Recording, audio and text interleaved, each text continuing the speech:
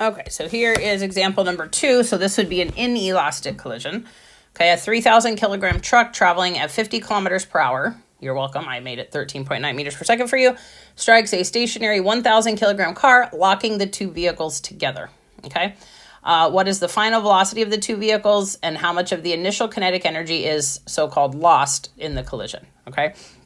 Right. Usually we shouldn't say lost. We should say dissipated or transferred out or something. Right. But most problems still kind of say lost. Okay. All right. So let's look at before and after.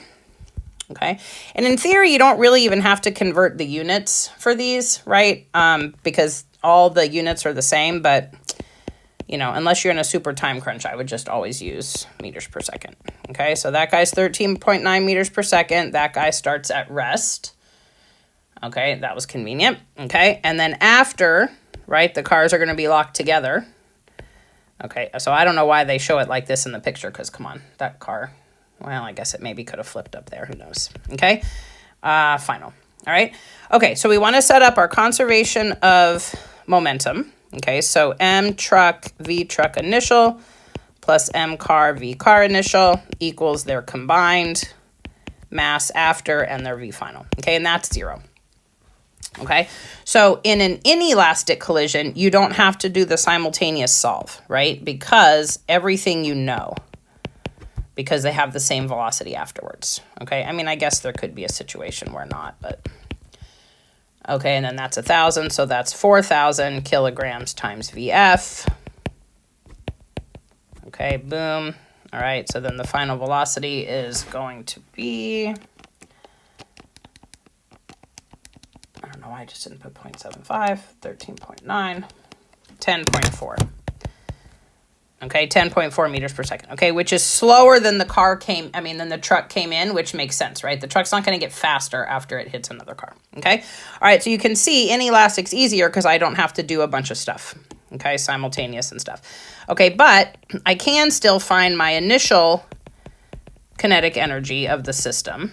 M car, V car initial, which is 0 because it's not moving, right? So the initial energy in this system is 3,000 times 13.9 squared. Okay, 0.5 times 3,000 times 13.9 times 13.9 is 2898.15 joules. Okay, right, because only the truck has kinetic energy in the first place. Okay, afterwards, right, they have a combined mv squared. Okay, so that's 1/2, 4,000 kilograms for the whole thing, and they're now moving at 10.4. Okay, times 10.4 squared. Don't forget to square. EF equals 216,320 joules. Okay, so you can see that there's some kind of energy so-called lost or dissipated in this situation. Okay, so it might ask how much, you know, like in a absolute sense. Okay, 216,320. So in an absolute sense, right, the change in energy was negative 73,495. It was a loss, right? It may ask you like what percentage is lost or what percentage remains, you know, or whatever. So I guess, let's see if I did over 298. Oh, no.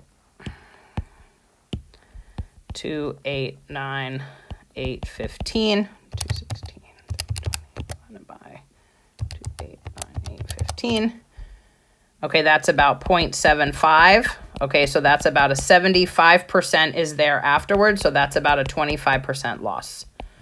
Okay, so it could ask you in terms of that or something. Okay, it could also ask you, right, like if for some reason you don't know like this initial or something, right, like you can't solve this side, they could give you the energies in terms of some kind of fraction. I think we had that in one of the WebAssigns before, right?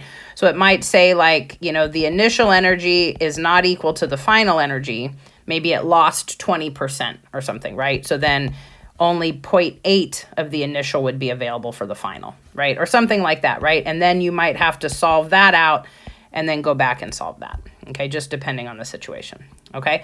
But either way, just know when it's inelastic, there's going to be some so-called, quote, air quotes, loss.